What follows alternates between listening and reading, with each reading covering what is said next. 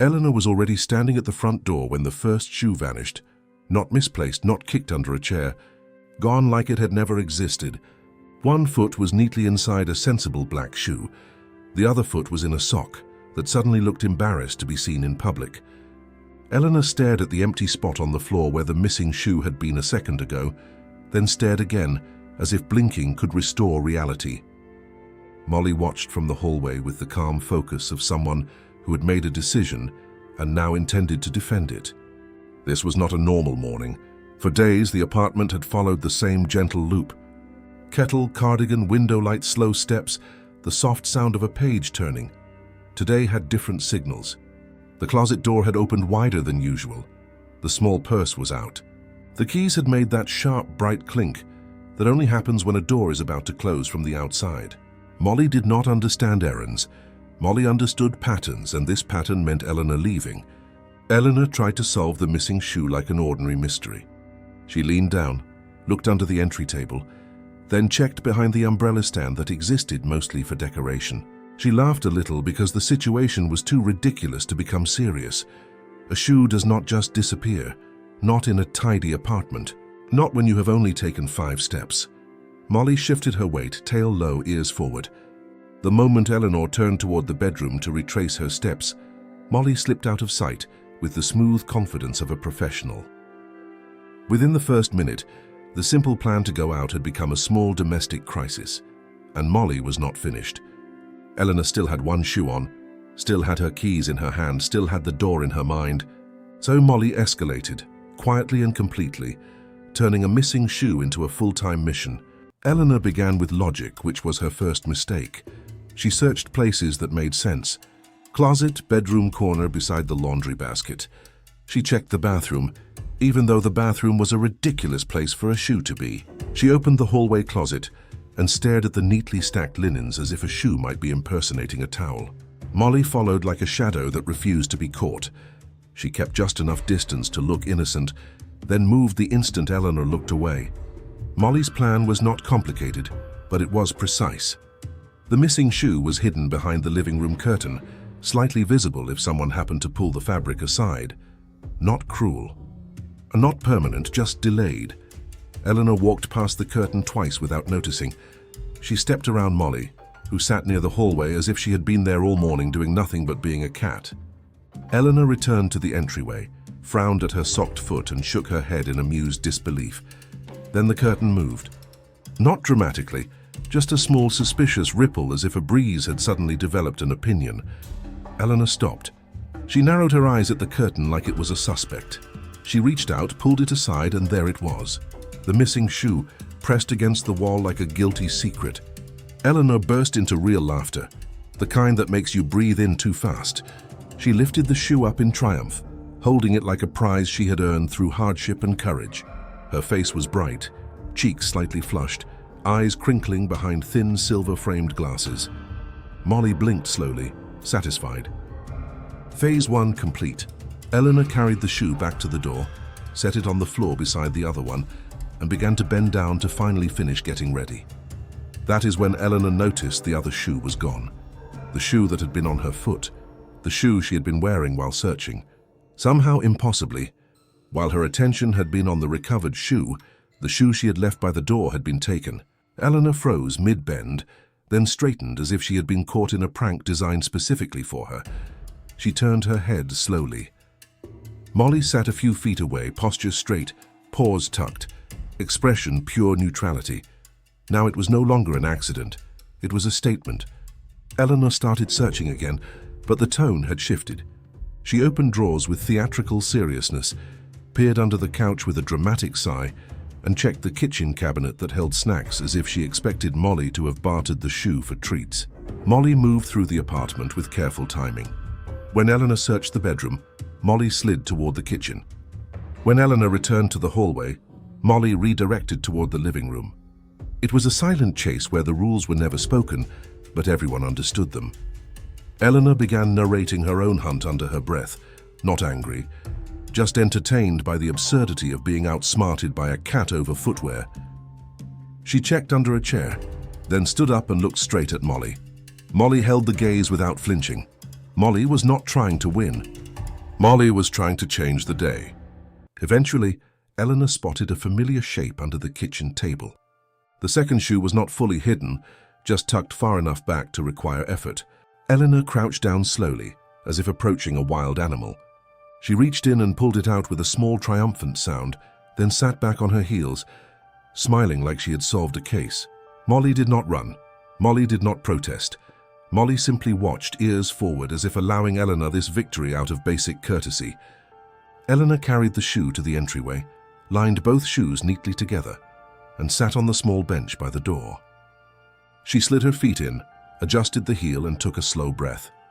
Everything was back in order. The prank was over. The plan could continue. She picked up her purse, checked that her keys were in her hand, and reached for the doorknob. Molly stepped in front of the door and sat down. Not blocking with aggression, not acting frantic, just placing her body in the exact center of Eleanor's path like a polite barricade. The message was gentle but undeniable. Eleanor paused, half amused, half curious. She tried a small detour, shifting to the side. Molly shifted too. Eleanor stopped again, then looked down at Molly's face. Large green eyes, steady and bright. No panic, no drama. Just certainty. Eleanor opened the door a few inches anyway, testing the moment. Cool air touched the entryway. The world outside made its distant sounds. Molly immediately turned and walked toward the bedroom. Not fast, but purposeful. She did not glance back. She expected Eleanor to follow. Eleanor did follow, still holding her keys, still wearing her shoes, still technically ready to leave. In the bedroom, Molly stopped beside the bed and stared at the empty space next to Eleanor's pillow. The spot Molly claimed whenever the apartment felt too quiet. Molly did not meow, she did not climb up. She simply looked at the space like it was evidence. Eleanor's smile softened. The humor did not disappear, but it gained weight. The shoe game had been funny. This was something else. This was Molly pointing at absence before it happened, as if trying to prevent the feeling by preventing the act. Eleanor returned to the living room with slower steps. She set her purse down on the table and sat in her chair, still wearing both shoes like someone who had forgotten how to move forward. Molly jumped up onto the armrest, then onto Eleanor's lap with the efficiency of a cat who knows the correct place for herself. Molly settled, turned once, and pressed her small warm body into Eleanor's cardigan, as if anchoring her. The apartment grew quiet in a different way, not stalled, not tense, just filled with the soft sound of Molly's breathing and the faint creak of Eleanor's chair. Eleanor looked at the clock. The ride would arrive soon.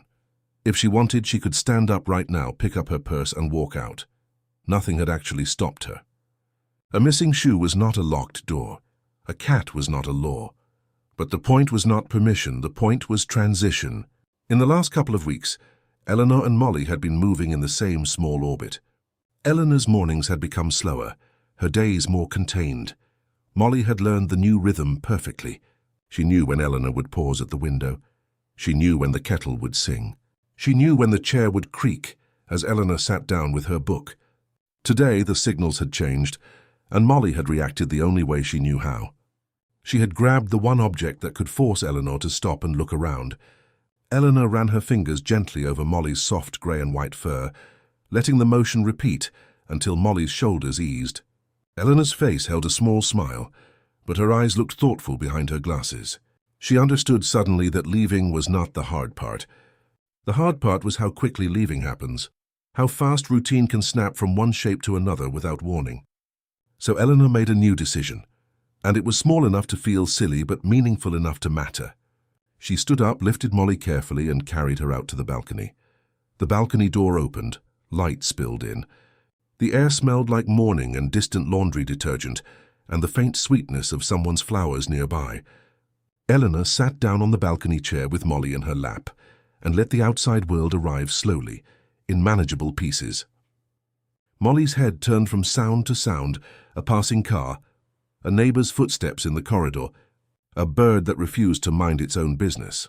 Molly did not tense. She simply observed, taking inventory. Eleanor stayed there, not rushing, letting her own body relax into the idea that leaving could be gradual. She watched Molly watch the world. She breathed in and out, calm and steady. When the ride finally arrived and the car rolled into view, Eleanor did not jump up. She waited, gave Molly one more slow stroke and stood only when Molly's posture remained neutral. Molly had not needed the shoe game anymore. The message had been received. At the front door, Eleanor paused with her purse in her hand and Molly at her feet. She did not rush the goodbye. She took 2 extra seconds, the kind that usually feel unnecessary, and made them a rule. She touched the side of Molly's face with her fingertips, gentle and familiar, and let Molly lean into her hand. Molly's whiskers pressed against Eleanor's skin, and Molly's eyes narrowed in that calm, satisfied expression that looked almost like forgiveness. Eleanor stepped out, closing the door behind her with care rather than speed. Outside, as she walked to the car, Eleanor felt lighter, but not because she had won. She felt lighter because the leaving had been shared instead of stolen. She looked back once instinctively. Molly was at the window, framed by the curtain, posture upright, watching with steady attention, not accusing, not pleading, just witnessing. Molly had turned herself into a reminder that home was not empty and that Eleanor's return mattered. Eleanor raised her hand in a small wave, smiling softly as if Molly could fully understand the gesture. Inside, Molly stayed at the window until the car turned the corner. Then she stepped away, walked through the quiet apartment and went straight to the bedroom. She climbed onto the bed and curled into the exact spot she had pointed at earlier, the place beside Eleanor's pillow that carried Eleanor's scent. The apartment was quieter now, but it did not feel abandoned. It felt paused. When Eleanor returned a little over an hour later, the keys jingled at the door and the lock clicked open. Molly appeared in the hallway instantly, moving fast but controlled, as if she had been waiting in a way she would never admit. Eleanor stepped inside and closed the door, still in her shoes, still holding her purse but now smiling with a tired, happy softness. Molly brushed against Eleanor's legs, then pressed her face against one shoe, then the other, inspecting them like suspects returning from a suspicious trip. Eleanor laughed, quiet and warm. The world had let Eleanor go, and the world had brought her back. That afternoon, the shoes stayed exactly where they belonged, untouched and innocent. But something had changed in the apartment anyway. Her new rule had formed without being spoken. Leaving would no longer be a sudden drop-off. It would be a small ceremony, a pause, a moment on the balcony if there was time, a gentle touch if there was not. Molly did not hide anything again. She had not wanted to control Eleanor. She had wanted to slow the moment that felt like loss, even if the loss lasted only an hour. And Eleanor learned something that made her smile later, when she was alone in the kitchen with the kettle singing. Molly had not been dramatic.